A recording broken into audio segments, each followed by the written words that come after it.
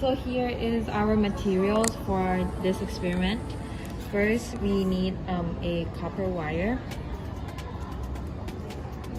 And this is double-sided tape. A ruler for measuring the height of the water. Some shallow plates for our experiment. And water. As for these googly eyes, they are optional just for decoration and yeah. So the first step is to get your copper wire and then cut off 3 equal pieces.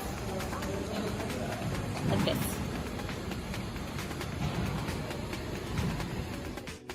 This is the second step of our experiment. So basically, we twist the our water starter like that. Make sure to get the legs out.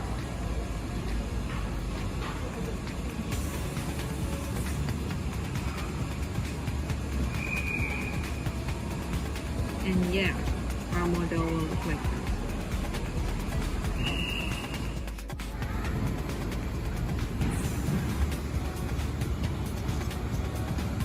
Our next step is to get the double-sided tape and then just cut a very small piece off.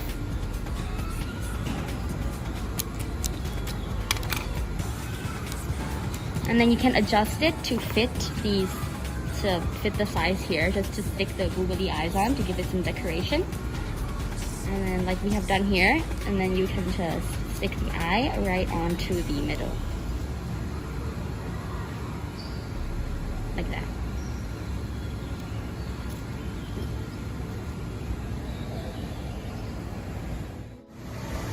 So we're just pouring the water into a plate.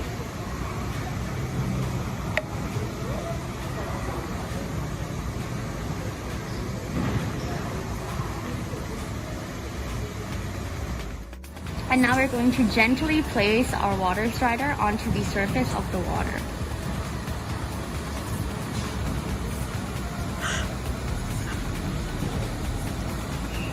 So the wind is kind of blowing hard, so it's falling. So if your model doesn't work and it doesn't float on water, then you can try adjusting the legs a little bit so that it'll float on the surface of the water. So now we're going to be adding more water while the water strider is on the plate to see if it will float or not, if the height of the water will increase.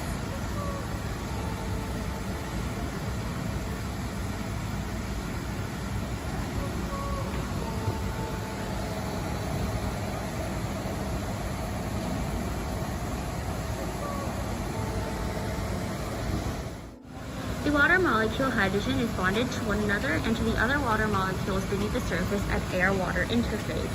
Due to this, the water will seem as if it has an invisible film over it, and the weight of our water glider will not be able to break the cohesive forms of the molecules. As a result, the water strider will be able to float on water, and thus the amount of water would not affect the surface tension of them. Water striders are able to float on water due to the high surface tension of the water. Their long, thin legs spread their weight over a large area, which helps to distribute their weight evenly across the surface of the water. However, the distance between the legs of the water striders is also important. If the legs are too far apart, the weight of the water striders will not be distributed evenly enough to maintain a stable position on the surface of the water. If the legs are too close together, the water strider may break the surface tension of water and sink.